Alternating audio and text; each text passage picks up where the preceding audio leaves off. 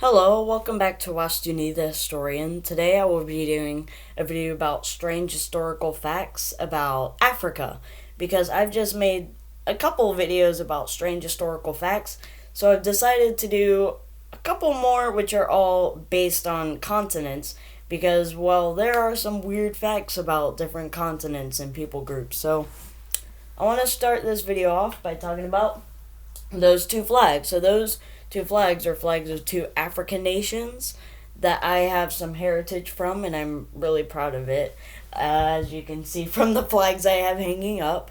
But, anyways, so the first fact that I've got is that both of those countries were French colonies, first of all. But, oh, by the way, that's a flag of Cameroon, and that is a Republic of the Congo, which is like it's kind of like the Democratic Republic of the Congo's little brother.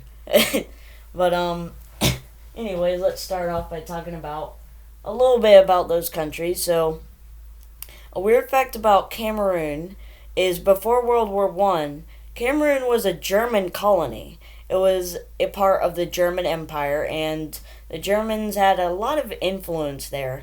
However, during World War One, the French and English took advantage of them in fighting in Europe and took over those colonies. And Cameroon ended up being half and half. Part of it was English controlled, part of it was controlled by France. And eventually, those two parts united, and it didn't really go very well, just to say, because the French, like, once they became an independent country in Cameroon, the French speaking population kind of made their social hierarchy where the French were way above the English minority. And this caused a lot of problems because just imagine being like going from being like just being like with everyone else, being able to do what you want, and suddenly being placed below someone who like you it's kind of, yeah, it's ridiculous. But anyways, a couple civil wars have, or only one civil war has happened in Cameroon because the English and French speaking populations have been fighting for more uh uh more, well, just less hate, kind of. They just don't want to be hated on by the French, the English. So the French speaking population and the English speaking population have been kind of at each other's throats, which I really hope won't be like that for very long. But it actually does look like the Civil War is chilling down a bit, which is good. But anyways, on to the next fact. The Republic of the Congo is actually not a part of the Democratic Republic of the Congo. And the reason that there are two Congos is because of colonialism. So, the Republic of the Congo was a French colony, and the Democratic Republic of the Congo was a Belgian colony. And in fact, it was actually one of the only colonies that Belgium ever had in their entire history. And it's kind of weird, but by the way, the Democratic Republic of the Congo saw some terrible, terrible things happen because of Belgium. Belgium was bad. But yeah, that's just. Yeah, Belgium did some terrible, terrible, terrible things while they were in the Congo. And they were actually really. They did. Yeah, it was bad. But, anyways, on to the next fact. So, the next fact is actually very, very, very, very strange. So, it's about an Ethiopian king named Malik Ambar, I believe it's pronounced. But if I'm pronouncing that wrong, someone tell me, because his name was Arabic, even though he lived in Ethiopia, which spoke Amharic. Got the flag of Ethiopia right here. Yeah. So in Ethiopia they speak Amharic, which is which is related to Arabic, but it doesn't sound that similar to Arabic. And his name actually is Arabic, but he was a ruler of central India. Now, how did that happen? Well, slavery. But, yeah, it's really strange how a guy in Ethiopia with an Arabic name ruled over central India in the 1500s. And also in the 1500s was another weird thing. So there was a samurai from Mozambique. And remember that samurai is a Japanese warrior. So a guy from Mozambique ended up becoming a Japanese warrior. Now, how did that happen? I don't know. But yeah, stuff happens. Another fact is during the 1800s, the U.S. decided to send a lot of their freed slaves back to a part of Africa, which is now Liberia. So, Liberia is essentially if African Americans had their own nation in Africa. And yeah, it's kind of interesting. Liberia is an interesting country. So the next fact is about the Malagasy people of Madagascar. So, in Madagascar, the one of the largest ethnic groups is the Malagasy people. The Malagasy are descended from Bantus, which is the largest ethnic group in Central Africa, and Indonesians. Now, how did that happen? Well, the Indonesians really like to travel. They really like to travel. And yeah, the Bantus and the Indonesians both came to Madagascar, and they intermingled and have this interesting new culture in Madagascar.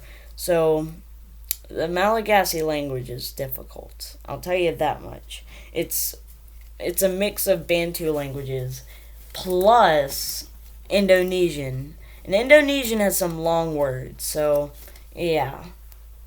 The next fact is the Polish-Lithuanian Commonwealth once tried to colonize the Gambia. So the Gambia is like this tiny little country that looks like it's getting eaten by Senegal. And it got colonized by Poland for a couple of years. And that didn't go very well. Poland eventually had to let go of it after just a few years. But yeah, that's kind of weird. So, the next fact is the borders of countries within Africa haven't actually changed that much since colonial times. And it's kind of a relic of colonialism. Like, just the map of Africa is a relic of colonialism. And, yeah, it's not the greatest thing ever. But, anyways, the next fact is Sudan has more pyramids, oh Lord, pyramids than Egypt does. And these pyramids are actually a lot smaller than the pyramids in Egypt, but they do have way more of them. But yeah, they're a lot smaller, so that's why you don't really hear much about them. So, the next fact is there's an ethnic minority in Egypt and Sudan. So there's a couple things about Egypt and Sudan here. That are descended from Hungarians or Magyars. And they're descended from Hungarians who settled in Egypt and Sudan, Arabs who already live there, and Nubians who live in Sudan. And they mixed, and they formed a new ethnic group called Magyar Arab. And it's a very interesting ethnic group.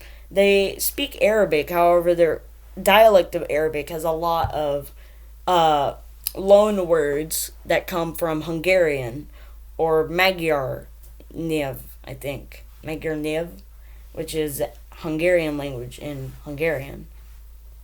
And so the next fact is, before the race for Africa, Africa had over 10,000 areas that all were independent from each other and all governed themselves.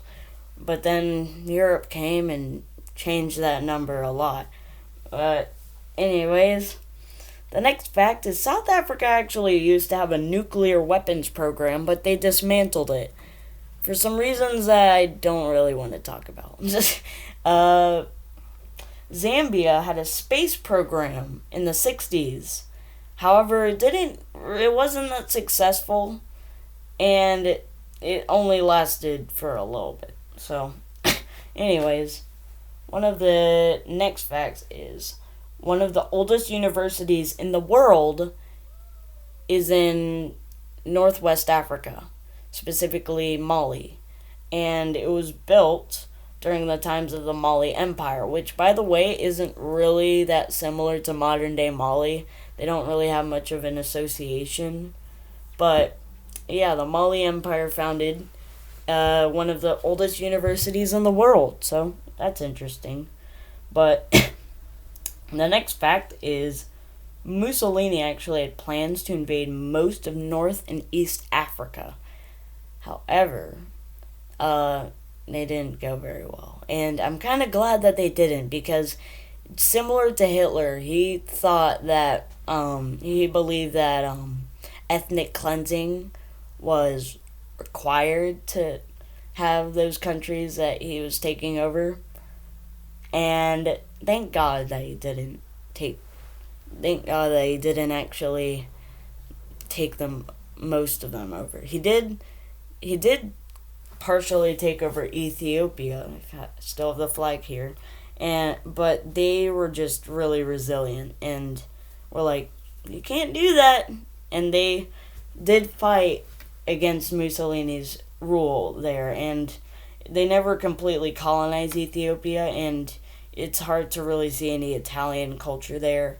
Like, there's none, because they don't really like it. It's like there's really no German culture left in European countries that were taken over by the Nazis. Well, unless they're like right next to Germany. In that case, there's probably a lot of German culture there. But a lot of countries that were taken over by the Nazis don't have much German culture left, mostly because they were like, we don't really like you that much anymore. So, anyways, the next fact is Afrikaans, a language spoken in South Africa and Namibia, is descended from Dutch, because a lot of Dutch people settled in South Africa.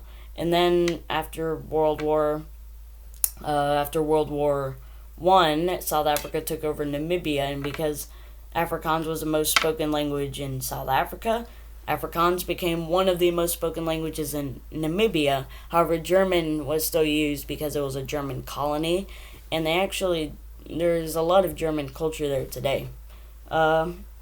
So, the next fact is many languages, which are mostly in South Africa and Central Africa, actually no, just Southern Africa, have click sounds, and one of the most infamous is Xhosa. And even though it's the most infamous, it's not the only one, and they didn't originally have clicks. They borrowed their clicks from another language called Kwokwo, and that is a language spoken in Namibia, and it's actually a really interesting language. It was spoken by a group of people that actually founded one of the most successful civilizations ever, and it's actually really fascinating. I'm going to do a video about that. So, that actually was our last facts for the video. So, anyways, I will see you in the next video, and goodbye.